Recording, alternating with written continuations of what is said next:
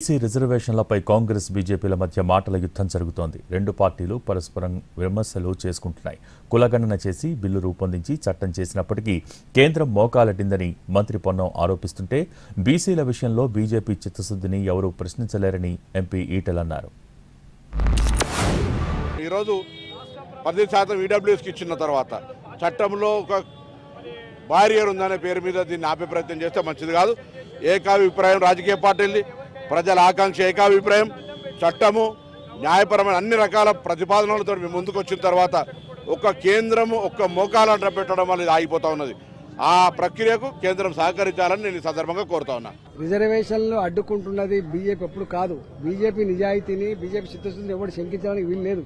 ఎందుకంటే నేను చాలాసార్లు ఇప్పటికే చెప్పున్నా, 27 మంది ఓబీసీ మంత్రులు ఇచ్చినటువంటి చరిత్ర బీజేపీదే. స్వయంగా ఒక ఓబీసీ ప్రధానమంత్రిని చేసిన ఘనత కూడా బీజేపీదే.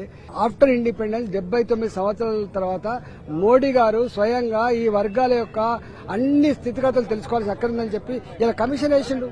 గది మా కమిట్మెంట్. భారతీయ జనతా పార్టీని ఎవరు కూడా ఆక్షేపించలేరు, తప్పు పట్టలేరు.